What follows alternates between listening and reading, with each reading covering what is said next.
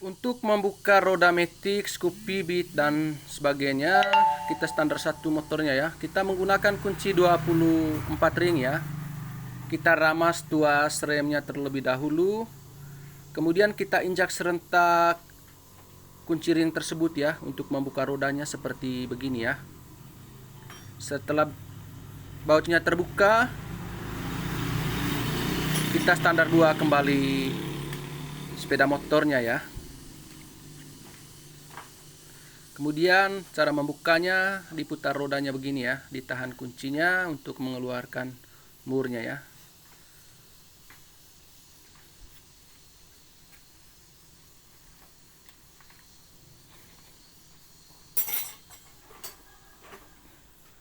Setelah murnya terbuka, kemudian baut pengikat knalpot bagian belakang kita buka ya menggunakan kunci T14.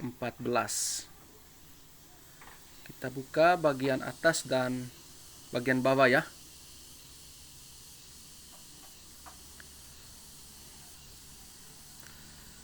Knalpotnya tidak usah dikasih keluar semua ya.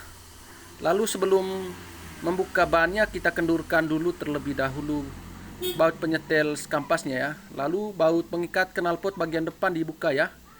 Bautnya 12 dan menggunakan kunci 12T ya.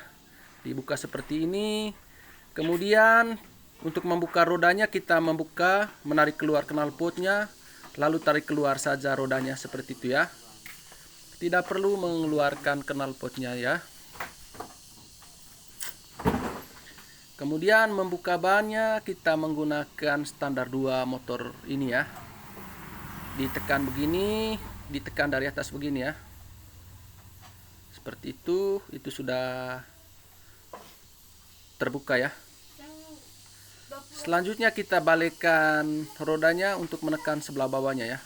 Ditekan sambil ada yang menahan sebelahnya ya. Ditekan seperti itu. Ini cara sederhana ya. Kalau misalnya tidak memiliki mesin press untuk membuka ban ya. Kemudian kita menggunakan kunci manual untuk membuka roda ini ya.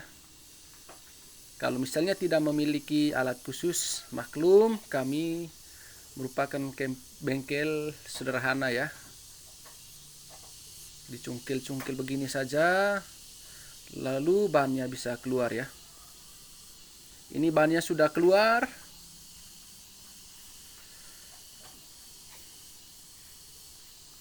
Kemudian kita membuka ya, membuka seperti ini.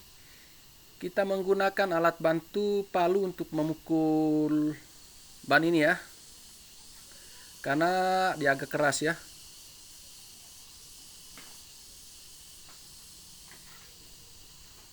Kita pukul pakai palu seperti ini untuk mengeluarkan ban ini ya. Ini untuk mempermudah pekerjaan ya. Bila tidak memiliki alat khusus untuk membuka ban yang agak besar ukurannya ya.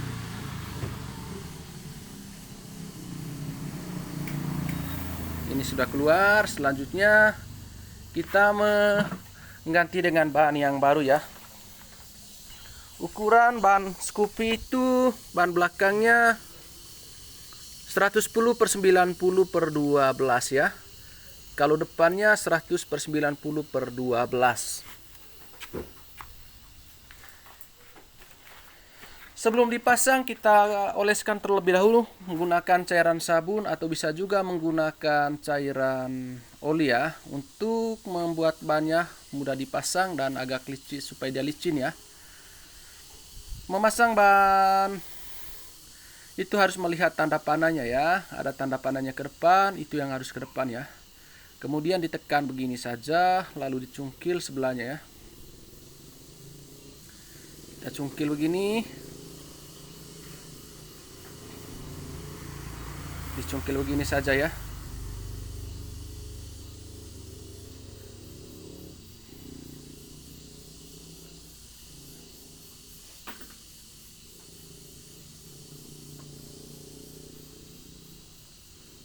Ini sudah terpasang. Lalu mari kita isi anginnya ya. Mengisi angin sampai ada bunyi plak ya. Sampai bunyi plak berarti sudah terisi penuh ya. ban tubeless itu tidak menggunakan ban dalam ya. Selanjutnya kita mengganti kampasnya terlebih dahulu ya. Jadi kampas Scoopy itu sama dengan Versa dan Mega Pro ya. Sebelum kita memasang kampas yang baru, kita bersihkan terlebih dahulu dudukan kampasnya ya, supaya nanti kampasnya tidak seret dan tidak berbunyi ya. Lalu kemudian velgnya juga kita bersihkan, tiup menggunakan angin kompresor ya. Dan bagian sini kita oleskan dengan oli ya, supaya kampasnya tidak lengket ya. Kemudian di asnya juga kita taruh gemuk, karena bagian ini biasanya juga karat yang menyebabkan rodanya sulit terbuka ya.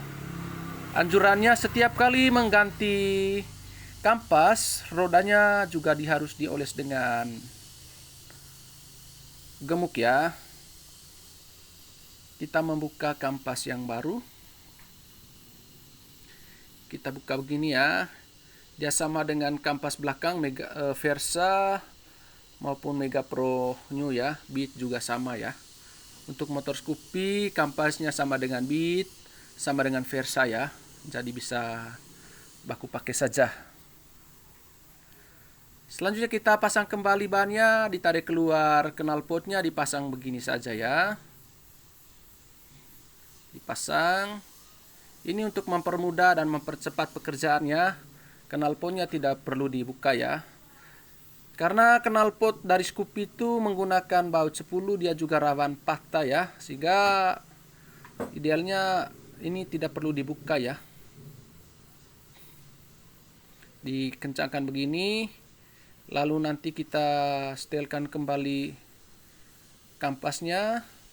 Oh ya, jangan lupa baut bagian depannya, baut pengikat knalpot bagian depannya dikencangkan ya. Lalu kemudian baut pengikat knalpot bagian belakang dikencangkan, atas dan bawah ya. Ini menggunakan kunci 14 ya, 14 T ya.